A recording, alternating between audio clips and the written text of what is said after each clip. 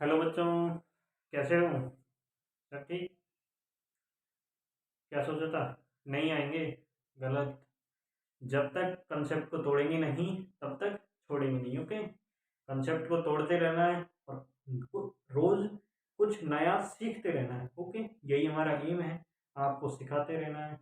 Okay, तो आज अपन chemical kinetics से इफेक्ट ऑफ टेम्परेचर और रेट ऑफ रिएक्शन वाले टॉपिक को देखने वाले हैं कि रेट ऑफ रिएक्शन को टेम्परेचर कैसे इफेक्ट करता है, कैसे इफेक्ट डालता है टेम्परेचर रेट ऑफ रिएक्शन पे। टेम्परेचर बढ़ने से रेट ऑफ रिएक्शन में क्या, रेट ऑफ रिएक्शन बढ़ती है घटती है, क्या होता है, आज उसके बारे में अपन पढ़ने वाले हैं। ओके सर, तो चलते हैं अपन टॉपिक की तरफ।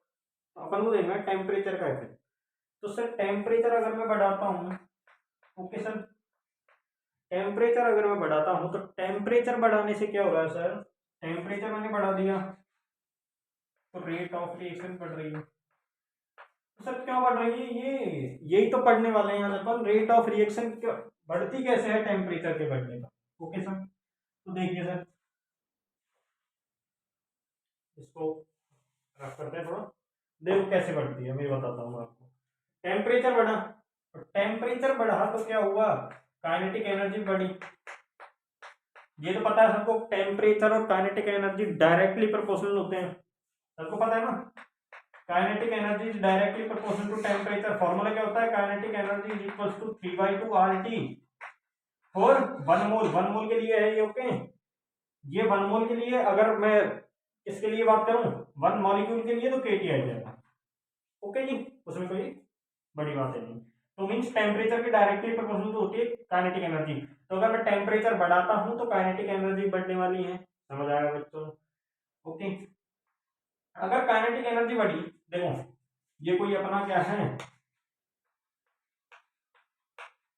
ये क्या गैस के मॉलिक्यूल्स है इसमें। ओके, बीकर में, तो इस बीकर में गैस के मॉलिक्यूल्स हैं। तो अगर मैं इनका टेम्परेचर बढ़ा रहा हूँ, ओके जी, टेम्परेचर बढ़ा दिया, तो टेम्परेचर बढ़ाएंगे तो इनकी काइनेटिक एनर्जी बढ़ेगी। काइनेटिक एनर्जी मीन्स जोर जोर से मोशन करेंगे, कोई इधर जा रहा है, कोई इधर जा रहा है, कोई इधर जा रहा है, कोई इधर जा रहा है। ओके जी, तो ये कैसे करेंगे? बहुत ही तेजी से मोशन करेंगे, काइनेटिक एनर्जी बढ़ गई है इनकी। काइनेटिक एनर्जी मीन्स जो वेलोसिटी है वो बढ़ी है। काइनेटिक एनर्जी का फॉर्मूला क्या होता है? Half M V square. तो काइनेटिक एनर्जी होती है वो डायरेक्टली प्रोपोर्शनल तो होती है वो वेलोसिटी के, ठीक है, वेलोसिटी के वर्ग के। तो वेलोसिटी, अगर काइनेटिक एनर्जी बढ़ी है तो वेलोसिटी बढ़ेगी। तो यहाँ पर क्या होती है, इनकी वेलोसिटी बहुत ही तेजी से बढ़ जाती है। वेलोसिटी बढ़ने के कारण ये क्या करते हैं? आपस में टक्कर करते हैं, आपस में कोलिजन करते हैं। कोलिजन करने के कारण ये क्या करते हैं? एक्टिव मॉलिक्यूल्स का फॉर्मेशन करते हैं। एक्टिव मॉलिक्यूल्स,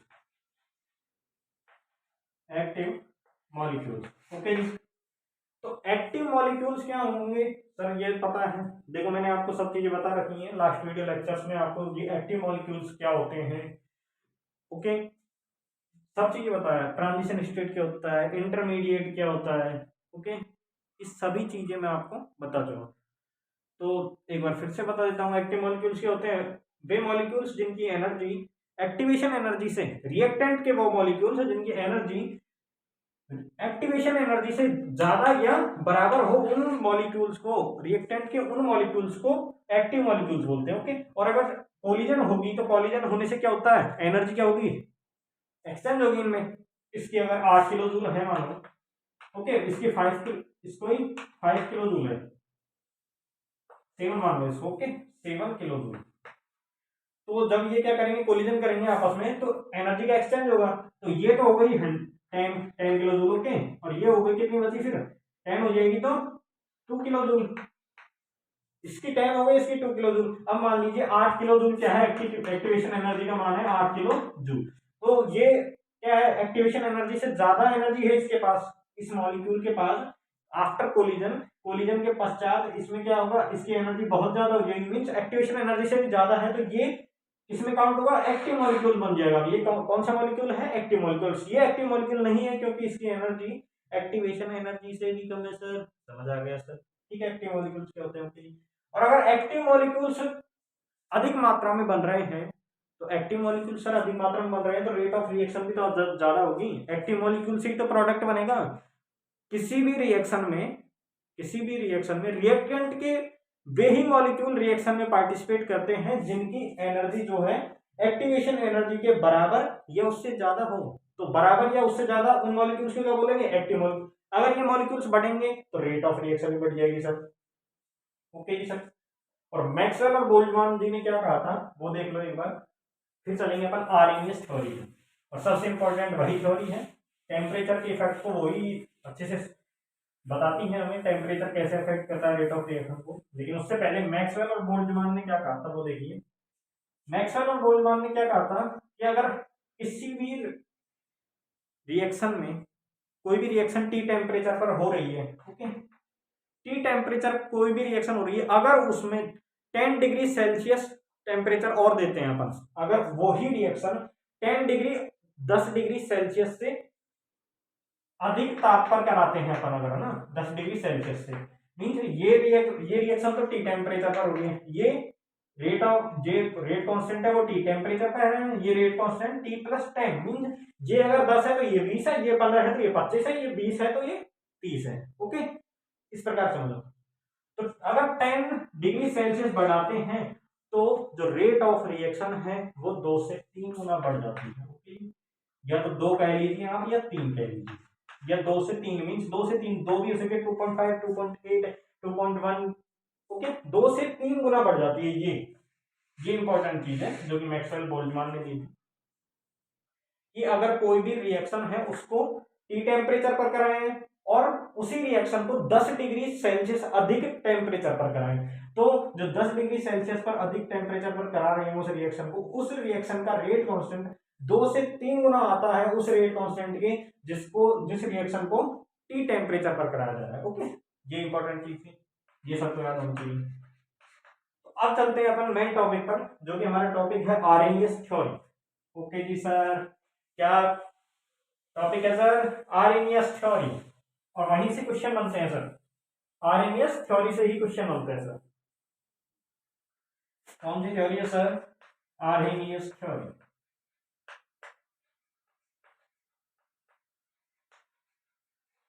ओके जी सर, क्या पढ़ने जा रहे हैं सर अपन? Arrhenius theory.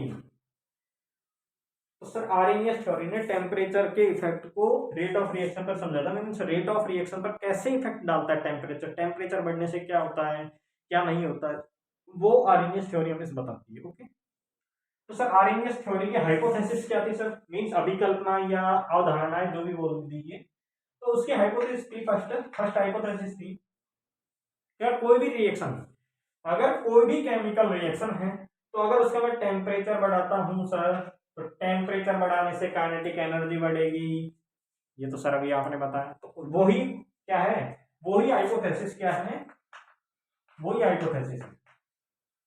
ओके जी, हाइपोथेसिस फर्स्ट में टेम्परेचर बढ़ा रहे हैं तो काइनेटिक एनर्जी बढ़ेगी, काइनेटिक एनर्जी बढ़ेगी तो नंबर ऑफ कॉलिजन बढ़ेंगे। ओके, कॉलिजन अगर बढ़ेंगे तो नंबर ऑफ एक्टिव मॉलिक्यूल्स बढ़ेंगे, और अगर नंबर ऑफ एक्टिव मॉलिक्यूल्स बढ़ेंगे, है ना, अगर नंबर ऑफ एक्टिव मॉलिक्यूल्स बढ़े तो क्या होगा? रेट ऑफ रिएक्शन बढ़ जाएगी। अभी बताया था थोड़ी देर पहले कि अगर नंबर ऑफ एक्टिव मॉलिक्यूल्स बनेंगे, नंबर ऑफ एक्टिव मॉलिक्यूल्स अगर बढ़ रहे हैं तो उतना ही अधिक प्रोडक्ट का फॉर्मेशन होगा। प्रोडक्ट का फॉर्मेशन करना चाह रहे हैं, रेट ऑफ रिएक्शन क्या होती है कि रिएक्टेंट टू प्रोडक्ट कितना जल्दी बन रहा है, कितनी रेट है उसकी, कितनी देर में चेंज हो रहा है, कितना एक मीन्स कोई पर्टिकुलर समय में कितना रिएक्टेंट प्रोडक्ट में चेंज हो रहा है, उसे बोलते हैं रेट ऑफ रिएक्शन। ओके जी, ओके। तो कॉलिजन बढ़े, कॉलिजन नंबर ऑफ कॉलिजन बढ़ेंगे तो नंबर ऑफ एक्टिव मॉलिक्यूल्स बढ़ेंगे, नंबर ऑफ एक्टिव मॉलिक्यूल्स बढ़े तो सर रेट ऑफ रिएक्शन बढ़ जाएगी। ओके, फर्स्ट इसकी हाइपोथेसिस ये सर, समझ आ गई? बिल्कुल बिल्कुल। तो नेक्स्ट हाइपोथेसिस देख लेंगे सर, जो भी मैंने अभी आपको बताई थी वो भी वाली है। क्या है सर? किसी भी केमिकल रिएक्शन में, किसी भी रिएक्शन में वे ही मॉलिक्यूल्स पार्टिसिपेट करेंगे, रिएक्टेंट के वो ही मॉलिक्यूल्स पार्टिसिपेट करेंगे जिनकी एनर्जी या तो एक्टिवेशन एनर्जी या उससे अधिक हो, एक्टिवेशन एनर्जी या उससे अधिक हो, वो ही अणु, वो ही मॉलिक्यूल्स रिएक्शन में पार्टिसिपेट करेंगे। बिल्कुल समझ आया नहीं आया सर? देखो बिल्कुल रटा देंगे यहाँ पर, रटना क्या है बिल्कुल, देखो इसको आप हिंदी में लिखोगे दो तीन लाइनों में आएगा, और इसको आप ऐसे याद रखो, टेम्परेचर बढ़ेगा तो सर काइनेटिक एनर्जी बढ़ेगी। क्यों बढ़ेगी सर? टेम्परेचर बढ़ा है तो काइनेटिक एनर्जी बढ़ रही है, क्यों? क्योंकि ये इसके डायरेक्टली प्रोपोर्शनल के।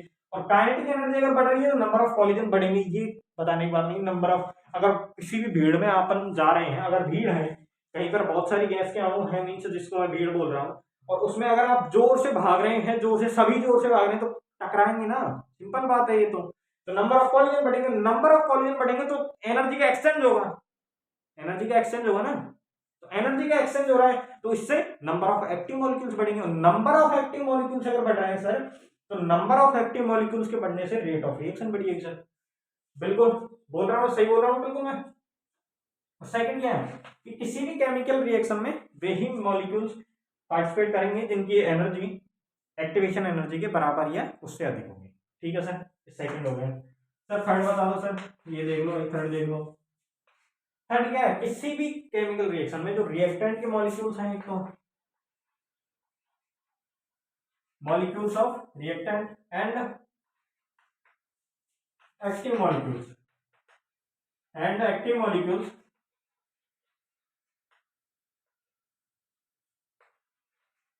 उनके मध्य क्या होता है, इक्विलिब्रियम होता है, साम्य होता है सर। ओके, साम्य क्या होता है, मीन जितनी मात्रा में एक्टिव मॉलिक्यूल्स बढ़ रहे हैं, जितनी मात्रा में एक्टिव मॉलिक्यूल्स बन रहे हैं उतनी ही मात्रा में रिएक्टेंट बन रहा है। ओके सर, मीन्स क्या है, इसका मतलब क्या है, मैं बता देता हूँ आपको, अगर बताऊं याद रखो, दिख रहा है सबको ना,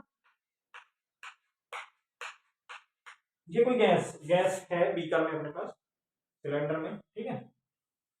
क्या कह रहा हूं मैं, molecule of reactant and molecule of means active molecules, ये दोनों साम्य में होते हैं, इक्विलिब्रियम पोजीशन होती है।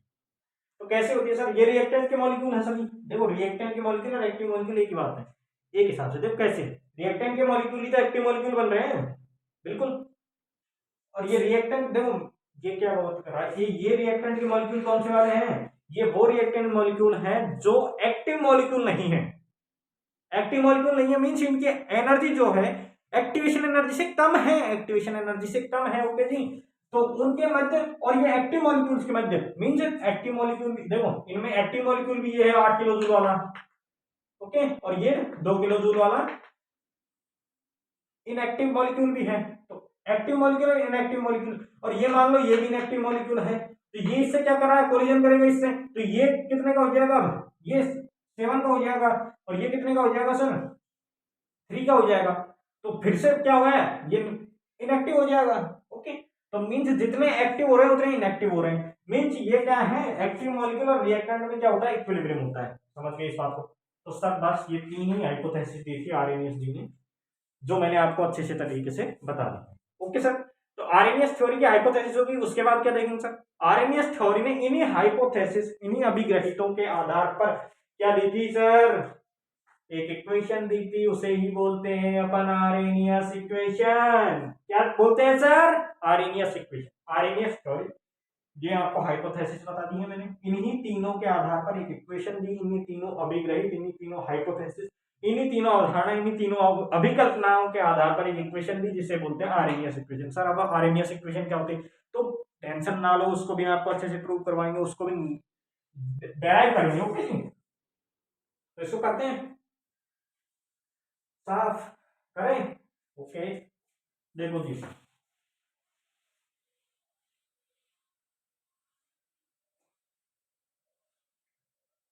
देखो ये आपके अच्छे से समझ आएगा, और मुझे 100% पता है, क्योंकि ये बहुत ही सिंपल टॉपिक है, इसमें कुछ खास बात है ही नहीं। ओके, समझने की बात है, जो कि आप बहुत समझदार हैं ही, अच्छे से समझ जाएंगे। ओके, कभी भी देखो, मेरा ये मानना है, अगर किसी भी, सभी के पास सबसे पहले क्या होनी चाहिए, जीएफ होनी, क्या होनी चाहिए सर, जीएफ होनी चाहिए। ओके जी सर, क्या होनी चाहिए सबके पास, और जिसके पास जीएफ नहीं है वो जिंदगी में कुछ नहीं कर सकता सर, जिंदगी में कुछ नहीं कर सकता वो, जीएफ सबके पास होनी चाहिए। जीएफ मींस गोल फिक्स होनी चाहिए, गोल फिक्स। क्या सोच रहे थे, क्या सोच रहे थे, बताओ, आप बता दो जल्दी, बताओ क्या सोच रहे थे। जीएफ मींस गोल फिक्स भी होता है, नॉट गर्लफ्रेंड ही होता है, मेंटेलिटी सुधारो। जीएफ मींस गोल फिक्स, गोल फिक्स रखो, गोल फिक्स करनी चाहिए सभी को, जो गोल फिक्स कर लेगा वो अपने जो भी लक्ष्य है उसको जरूर हासिल करेगा। जिसका जीएफ नहीं है, जिसका गोल ही फिक्स नहीं है, क्या करना है, कुछ नहीं करना, पढ़ रहे हैं, आ रहे हैं क्लास में, पढ़ रहे हैं, घर जाके फिर से नहीं पढ़ रहे, पता ही नहीं क्या करना है जिंदगी में, तो उसका कुछ नहीं, बस सबका जीएफ होनी चाहिए, मेरा मानना ये है। ओके सर, ठीक है, क्या होनी चाहिए सर? सबकी जीएफ होनी चाहिए, गोल फिक्स होना चाहिए सबका। जिसका गोल फिक्स होगा वो ही आगे जाके कुछ ना कुछ करेगा, नहीं तो कोई नहीं कर रहा कुछ भी, सब ऐसे ही डोलेंगे। कोई सब्जी लगा रहा था, कोई इधर बाहर मिलेगा, गली में कुत्ते मारते मिलोगे नहीं तुम। ठीक है, अपना जो एम है उसकी तरफ फोकस्ड रहो। अगर एम की तरफ फोकस्ड रहोगे तो बस अपने आप रास्ते बनते चले जाएंगे। अगर आप अपने एम की तरफ, पता ही नहीं है क्या एम है, गोल ही फिक्स नहीं है, जीएफ ही नहीं है, तो कहाँ से कुछ करोगे? सबसे पहले जीएफ होनी चाहिए सभी की, ठीक है। ओके जी, ये बता दिया आपको। अब चलते हैं आरएनएस की तरफ। आरएनएस देखेंगे अपन तो, गोल फिक्स कर लेना, बता दिया है आपको मैंने। ओके जी, तो चलो देखते हैं Arrhenius equation. Arrhenius equation, okay जी, देखो अब मैं क्या कर रहा हूं, एक रिएक्शन ले रहा हूं, ए से क्या बन रहा है, प्रोडक्ट बी बन रहा है। ये है रिवर्सिबल रिएक्शन है, जिसमें जो फॉरवर्ड रिएक्शन है उसके लिए रेट कांस्टेंट केएफ है एंड इसकी एक्टिवेशन एनर्जी E1 है। ओके जी, आ गया समझ बिल्कुल आपकी। और जो बैकवर्ड रिएक्शन है उसकी जो रेट कांस्टेंट है वो केबी एंड एक्टिवेशन एनर्जी क्या है सर, E2। ओके, ये माना है मैंने, इमेजिन माना है, इमेजिन करता हूँ यार, ज्यादा इंग्लिश हो रही है ना, कोई दिक्कत नहीं, इंग्लिश आनी चाहिए इतनी। तो सर ए से बी जा रहे हैं के एफ, फॉरवर्ड रिएक्शन के लिए रेट कांस्टेंट E1, जो फॉरवर्ड रिएक्शन है उसकी एक्टिवेशन एनर्जी, के बी जो बैकवर्ड रिएक्शन है उसका रेट कांस्टेंट है, जो E2 है वो बैकवर्ड रिएक्शन के लिए एक्टिवेशन एनर्जी। तो सर इस थ्योरी को जो प्रूव करने के लिए, इस थ्योरी को डेराइव करने के लिए यहाँ पर अपन को एक इक्वेशन की जरूरत पड़ती है। सर सर क्या होती है सर, वो इक्वेशन तो बता दो हमें। तो सर बता रहे हैं, रो क्यों रहे हो, रोना नहीं है, पढ़ो आराम से। बॉन्ड ऑफ इक्वेशन होती है सर, कौन सी सर, बॉन्ड ऑफ इक्वेशन। तो सर बॉन्ड ऑफ इक्वेशन क्या होती है ये तो बता दो हमें। तो सर बता रहे हैं, बिल्कुल क्या नहीं बताएंगे, आपको ही तो बताने आए हैं हम यहाँ पर। राइट में D by D T of L N K is equals to delta E by R T square. Okay sir, इसको लिख लेना, देखो ये इंपॉर्टेंट है यहाँ पर।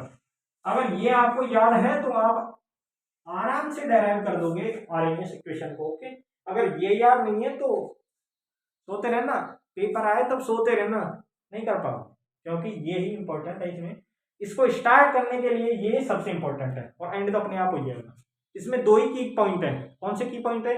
एक तो बॉन्ड ऑफ इक्वेशन की पॉइंट है, और एक जो आरएनएस कांस्टेंट होता है C equals to ln A, ये अभी आगे आएगा, मैं आपको बताऊंगा। तो ये दो की पॉइंट है, अगर ये आपको याद है तो आराम से आप आरएनएस जो इक्वेशन है उसको डेराइव कर दोगे। ओके, तो आगे बढ़ते हैं, बॉन्ड ऑफ इक्वेशन। ओके, तो सर बॉन्ड ऑफ इक्वेशन ये है, अगर मैं इसको इसके लिए अप्लाई करूं, किसके लिए, जो अपनी रिएक्शन है उसके लिए अगर मैं अप्लाई करूं, तो D by D T of, नीचे दिख नहीं रहा होगा लेकिन कोई नहीं, लिख देंगे आया तो इस लाइन को देंगे, D by D T of L N K है, तो इसको मैं लिख रहा हूं के एफ अपॉन के बी। लिख सकता हूं, नहीं लिखता सर जी, लिख सकता हूं ना, L N K F upon K B. Forward reaction के लिए रेट कांस्टेंट है एंड बैकवर्ड रिएक्शन के लिए ये रेट कांस्टेंट है। ओके जी, इज इक्वल्स टू, इसको मैं डेल्टा आई को E1 माइनस E2 लिख सकता हूँ, नहीं लिख सकता, आराम से लिख सकता हूँ सर, इसमें कोई बात नहीं पूछने वाली। ओके जी सर, यहाँ तक हो गया, यहाँ तक थोड़ी ना कोई प्रॉब्लम है, बिल्कुल नहीं है सर। ओके जी सर, चलते हैं आगे फिर। ये एक चीज है आपको हमेशा याद रखनी है, bond of equation D by D T of L N K equals to delta E by R T square. कोई ज्यादा बड़ी इक्वेशन है नहीं, आराम से याद हो जाएगी। ओके, एक से दो बार देखेंगे आराम से हो जाएगी। तो D by D T of L N K F upon K B equals to E1 minus E2 by R T square. इसको मैं अलग कर दूं, यहीं पर कर देता हूँ यार, क्यों एक स्टेप और बढ़ाया अपन। ये आर टी स्क्वायर को ऐसे लिख सकता हूँ, दोनों के हर में लिख सकता हूँ, बिल्कुल लिख दिया सर। तो अगर देखो, एक तो इसको एल एन ए बटा B L N A minus L N B हो जाएगा, ये प्रॉपर्टी लगा दूँ, ठीक है, लगा देता हूँ मैं, बस बुरा मानोगे नहीं तो, देखो सर ने कराया नहीं, सर पे आता नहीं था, बहुत चाहिए और बोलते हैं सर पे आता नहीं था, अरे यार ऐसे ही थोड़ी ना करना है यहाँ पर L N K F upon के। तो एल एन के एफ ये प्रॉपर्टी मैं आपको पहले भी बता चुका हूँ, ओके जी। लास्ट वीडियो लेक्चर्स में कहाँ पर बताया था मैंने, ये बताया था मैंने आपको फर्स्ट ऑर्डर रिएक्शन या सेकंड ऑर्डर रिएक्शन में, ये बताया था मैंने आपको, लॉग की प्रॉपर्टी बताई थी मैंने आपको, ठीक है जी sir. Is equals to delta E by R T square, delta E नहीं E1 माइनस E2, इसको लिख दो E1 by R T square minus E2 by R T square. अब ये दिख तो रहा है ना, इधर दिख रहा है नहीं दिख रहा? बिल्कुल दिख रहा है सर जी। तो E1 by R T square minus E2 by R T square, तो ये तो वांट ऑफ इक्वेशन से आ गई ये इक्वेशन। अगर मैं मानूं, क्या मानना है, ऐसा इस जगह इमेजिन करना है, अगर ये रिएक्शन रिवर्सिबल नहीं है, इरिवर्सिबल है, मींस एक ही डायरेक्शन में जा रही है, तो क्या होगा सर? सर देखो क्या होगा, D by D T of L N K, okay sir, D by D T of L N K is equals to,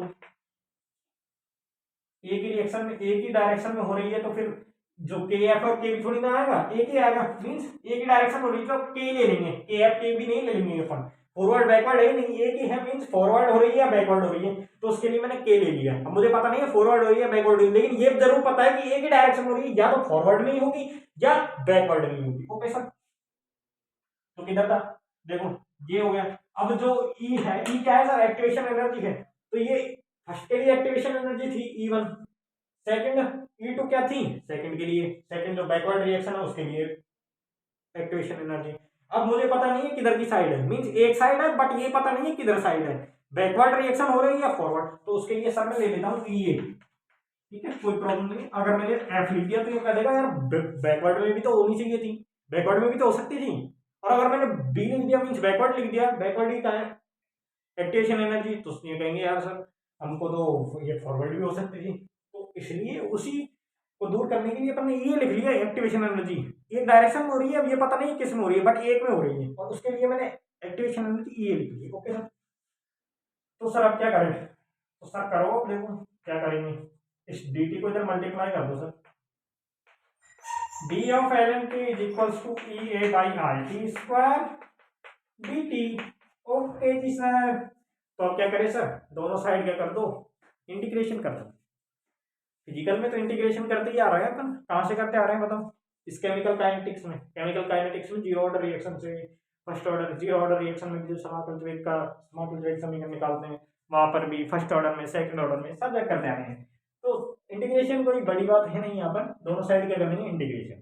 sign अच्छा नहीं लग रहा, लो फिर से बना लेते हैं, अच्छा है ना बिल्कुल। तो डी ऑफ एल एन की मीन्स देखो, डी एक्स का इंटीग्रेशन क्या होता है सर? एक्स होता है नहीं होता? होता है ना, तो वैसे ही डी ऑफ एल एन के का एल एन के हो जाएगा नहीं होगा? हो गया ना? अरे यार मेरे साथ पढ़ रहे हो, प्रॉब्लम कैसे आ जाएगी?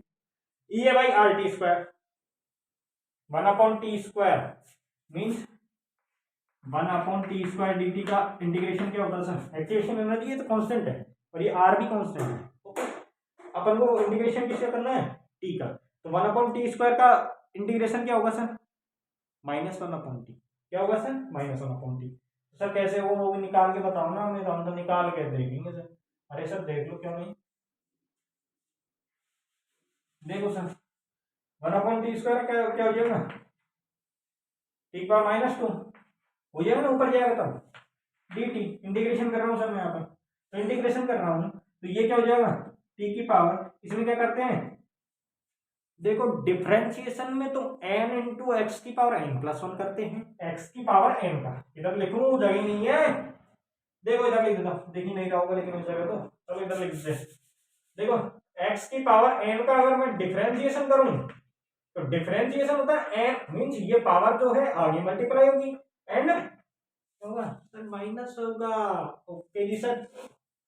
बट अगर मैं यहीं x की पावर n का क्या करूं, x की पावर n का क्या करूं, इंटीग्रेशन करता हूं, तो वहां पर क्या होता है सर? x की पावर n+1 अपॉन n+1 होता है नहीं होता? ये फॉर्मूला सबको पता है ना, फॉर्मूला याद होनी चाहिए इंटीग्रेशन के फॉर्मूले।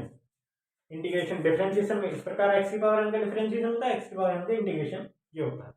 तो यहाँ पर करना है मुझे क्या? इंटीग्रेशन, तो t की पावर -2 का इंटीग्रेशन मीन x की पावर n मीन t की पावर -2, तो यहाँ पर टी की पावर -2+1 अपॉन -2+1 दिख रहा है यहाँ पर, दिख नहीं रहा होगा मुझे पता है, कोई दिक्कत नहीं, वैसे भी देखना है नहीं, मैंने ऊपर बता दिया आपको।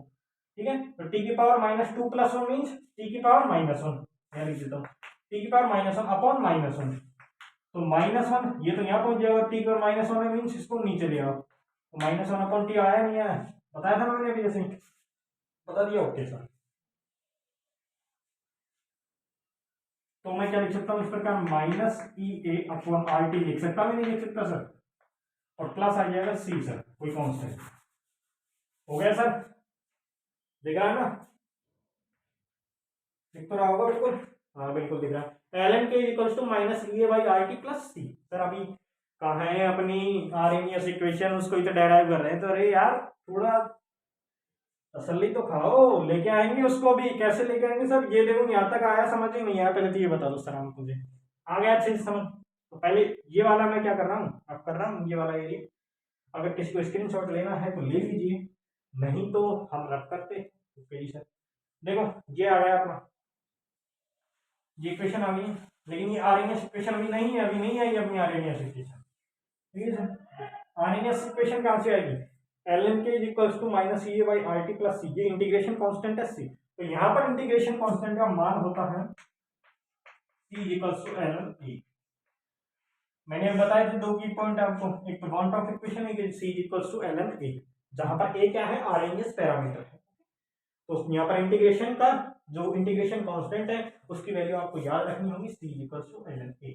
ओके, तो अगर मैं इस इक्वेशन मान रखता हूँ यहाँ पर ln k is equals to -EA/RT plus ln A। ठीक है सर, अगर मैं ln k minus ln A लिखूं तो ln A मीन्स, देखो मैं ऐसे ही होता है log A minus log B, अभी अपन ने खोला तो था इसको ln KF अपॉन KB, तो ln KF minus KB। Okay, अगर log A minus log B हुआ तो log A बटा B, होगा या नहीं होगा सर, बताओ सर, होगा या नहीं होगा, अभी तो बताई थी ये प्रॉपर्टी, फिर भी भूल गए क्या, हाँ जी सर, भूल गए क्या फिर से, बताया था अभी, इसमें उल्टी प्रॉपर्टी लगी थी, इसमें उधर से लगेगी। ठीक है, log A minus log B, इसको मैं लिख सकता हूँ log A बटा B लिख सकता हूँ, तो इसी प्रकार ln k minus ln A, तो इसको मैं ln k बटा A लिख सकता हूँ, नहीं लिख सकता सर, लिख सकता हूँ ना, बराबर -EA/RT, हुआ नहीं हुआ, आ गया ना अच्छे समझ, पूरी प्रॉपर्टी बता रहा हूँ मैं आपको, कोई प्रॉब्लम नहीं आनी चाहिए, अगर कोई भी, अगर फिर भी प्रॉब्लम आती है तो कमेंट सेक्शन में कमेंट करो, जिससे कि हम आपके हर तरह के डाउट मैं सॉल्व कर सकूं। ओके, तो आगे देखो, ln k upon is equals to -EA upon RT, अगर मैं ln को इधर की साइड भेजता हूँ, ये तो पता होगा ln पे, ln जो होता है वो क्या होता है, log with E base, E base का जो log होता है उसे ही ln के रूप में लिखते हैं, सबको पता है। ओके, ये बताने की मुझे ज्यादा जरूरत थी, फिर बता दिया मैंने आपको, अगर किसी को नहीं आता है तो वो समझे। तो e की पावर -EA/RT हो जाएगा, समझ आ गया ना, ln को इधर भेजेंगे, ln क्या है, log e है विद बेस e, अभी बताया आपको, तो वो बेस है जो क्या बन जाएगा यहाँ पर, उसकी पावर में आ जाएगी जो भी ये चीज है, तो इसका बेस क्या था e, तो e की पावर में ये जो EA/RT था वो आ गया, एक्टिवेशन एनर्जी भाई, ये क्या है R into T temperature. Okay, k by A, और इस इधर से अगर मैं लिख दूं k is equals to a e की पावर -EA/RT, तो सर ये आ गई अपनी आरएनएस इक्वेशन, है ना जी सर, समझ आया नहीं है, k is equals to a e की पावर -EA/RT, तो ये है अपनी आरएनएस इक्वेशन, समझ आया नहीं है, बिल्कुल अच्छे समझ आ गया, बिल्कुल, तो ये थी अपनी आरएनएस इक्वेशन, डेराइव कर ली। तो सर इसमें कुछ ग्राफ भी दिखाओ ना, हमें ग्राफ तो ही नहीं इसमें, तो सर ग्राफ भी देखेंगे, ऐसी कैसी बात कर दिया आपने, तो पहले इसको देख लो, पहले इसको, कोई प्रॉब्लम हो तो जल्दी बताओ, नहीं तो मैं इसको रफ करूँ, ठीक है रफ करता हूँ, उसकी प्रॉब्लम तो होने वाली नहीं है, समझदार बच्चे पढ़ते हैं अपने यहाँ पर, बिल्कुल, हमारे भी बहुत बच्चे हैं ऐसे पूछते ही नहीं है, ऑफलाइन में नहीं, अरे ऑनलाइन में तो पूछ लो यार। ऑफलाइन में तो टीचर से आंख भी नहीं मिलाते, जाने कोई हमारे से दुश्मनी हो। अरे यार दुश्मनी क्या है, तुम्हारे लिए तो पढ़ा रहे हैं। ओके चलो चलते हैं आगे अपन, जिसको हटाते हैं पहले कुछ ग्राफ दिखाते हैं आपको, आपकी इच्छा पूरी करते हैं, ग्राफ दिखाएंगे आपको कुछ। ओके जी सर। तो सर जी किधर चल रहे थे अपन, के इज इक्वल टू ए की power minus E A by R T. ये क्या है सर, आर्हेनियस इक्वेशन। क्या है सर, आर्हेनियस इक्वेशन। ओके जी, इसको इक्वेशन नंबर वाली दे दो, ठीक है। अपन इक्वेशन इक्वेशन में कोई दिक्कत नहीं है, कितनी भी दे दो, एक दे दो, दो दे दो, आपका पूरा जो कंटेंट है वो ठीक होना चाहिए, सबसे बड़ी बात वो है बस। ए इक्वल टू ए की power minus A by R T. अगर मैं इसका लॉग ले लेता हूं, दोनों साइड एल एन ले लेता हूं, देखो जी देखो लेते हैं अपन, L N of K is equal to L N of, ये क्या है ए की power minus A by R T, है ना जी सर।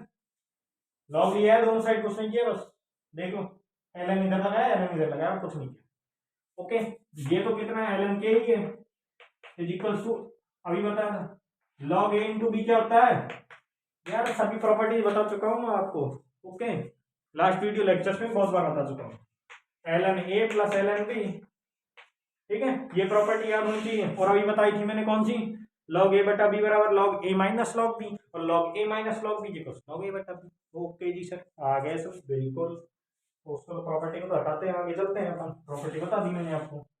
तो L N of A plus L N of E की power minus E by R T आ गया सर। देखो सर, एल एन क्या होता है, लॉग ऑफ ई होता है। एल एन क्या होता है, लॉग होता है विद बेस ई। अगर बेस सेम होंगे तो ये कट जाएंगे, ये तो पता है सबको, नहीं पता तो मैं बता रहा हूँ, क्योंकि ये प्रॉपर्टी होती है लॉग की, इसको आप सीधा याद रखें, ठीक है सर। देखो एल एन क्या होता है, लॉग ई, तो इस लॉग ई और ई की power minus E by R T रखता हूँ यहाँ पर, तो ये क्या है, इनके बेस और जो ये है दोनों सेम है। अगर ये सेम होंगे तो इसकी वैल्यू क्या हो जाएगी, लॉग ए ऑफ ई की minus log A of E की 1 हो जाएगी। ओके, तो क्या बचेगा, minus E by R T बचेगा, ठीक है जी सर। तो इसको रख कर देते थोड़ा सा, ओके सर, कर देते हैं, कोई दिक्कत नहीं। तो देखो sir, L N of K is equal to L N of A minus A by R T, क्योंकि ये तो सेम हो गया, ये सेम है मीन्स लॉग ई है बेस, और ये सेम हो जाएंगे, तो ये सेम हो गए तो इनकी वैल्यू तो 1 हो गई, बचा कितना, minus A by R T. तो सर इसी में ग्राफ देखो ना, L N of K and temperature में, सर देख लो सर, कोई दिक्कत नहीं है अपन को, तो देखेंगे, क्यों नहीं देखेंगे टेम्परेचर में फिर, देखो सर, देख लो, चलो ग्राफ बनाते हैं, इसको करते हैं रफ इधर साइड से और इधर बनाते हैं ग्राफ, समझ आएगा, बिल्कुल कोई टेंशन नहीं लेनी है।